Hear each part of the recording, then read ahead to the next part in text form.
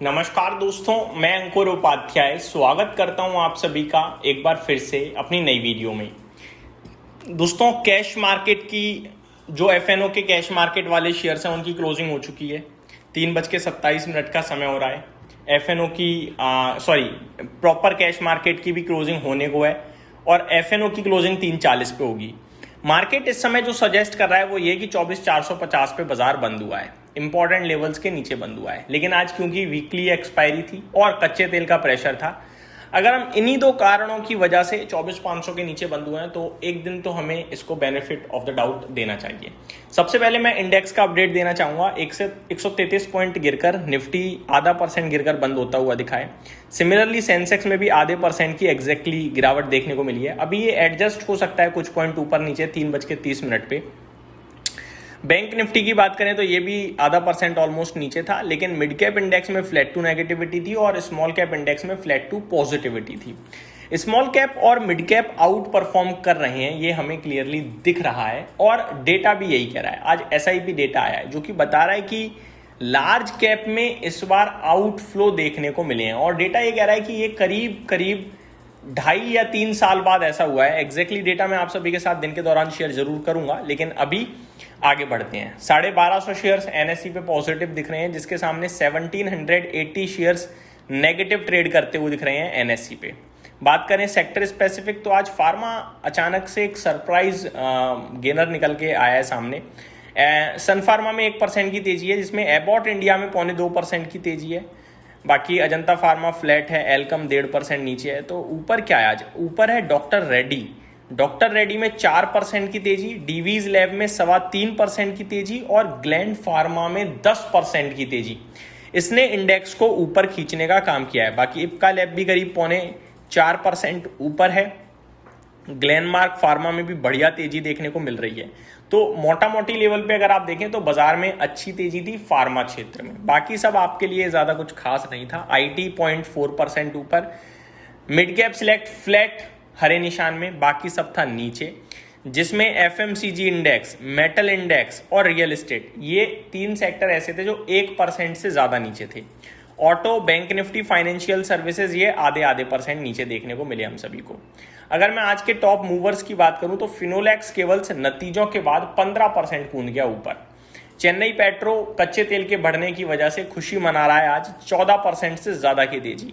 Similarly MRPL में भी 11% की तेजी। ग्लैंड फार्मा अपने नतीजों के दम पर 10% ऊपर और आज तो अमरा राजा एनर्जी में भी बढ़िया तेजी देखने को मिली। गिरावट कहाँ थी? त्रिवेणी टरबाइन 5.5% नीचे गया। KEC इंटरनेशनल 5%, बलरामपुर चीनी में 5% कह लो या 4.5% कह लो। ABFRL में 4% की गिरावट और एक्शन कंस्ट्रक्शन में आपके लिए गिरावट थी करीब 3.5% के करीब की।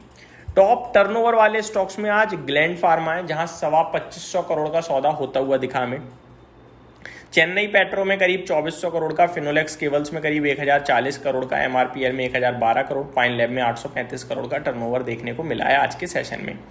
बात करें अगर निफ्टी की तो 37 स्टॉक्स आज के टॉप लूजर्स थे, जिसमें Tata consumer, max health care, Nestle, UltraTech, siemens ये गिरावट को लीड कर रहे थे। 13 स्टॉक्स जो हरे निशान में थे उसमें टॉप गेनर तो आज डॉक्टर रेड्डी था, देन इटर्नल, TCS और टाइटन में भी बढ़िया एक्शन देखने को मिला हम सभी को। डिविडेंड वाले स्टॉक्स में आज ग्लैंड फार्मा था 20 रुपए, मतलब 10% चल गया, ऊपर से 20 रुपए का डिविडेंड। तो आज तो ग्लैंड फार्मा का दिन था भाई। गॉडफ्रे फिलिप्स में करीब 33 रुपए का एक्स डिविडेंड था। कैस्ट्रॉल इंडिया में करीब 6 रुपए 25 पैसे, चंबल फर्टिलाइजर में 6 रुपए का, रत्नामणि मेटल्स में 10 रुपए का और भी बड़ी लंबी लिस्ट है जो आज एक्स डिविडेंड ट्रेड करते हुए दिखे हैं।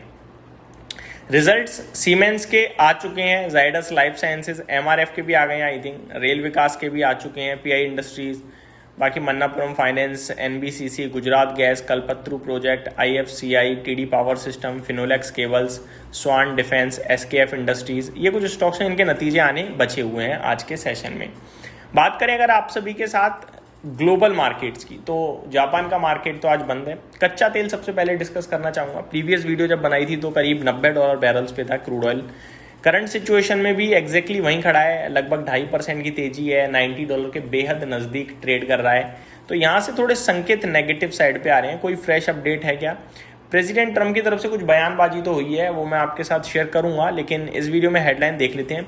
That's a good idea. US and Iran trade reparation demands as Hormuz deal hopes fade. तो ये डिटेल्स आते हुए दिख रही हैं, कुछ खास तो नहीं आ रही हैं। आगे बात करूं अगर मैं आप सभी के साथ दोस्तों, तो एशिया मार्केट सबसे पहले शंघाई 0.8% गिरकर बंद हुआ, हैंगसेंग 1% गिरकर बंद हुआ, कॉस्पी में 0.1% की तेजी थी, मलेशिया फ्लैट टू नेगेटिव था, ताइवान आधे % के करीब ऊपर था।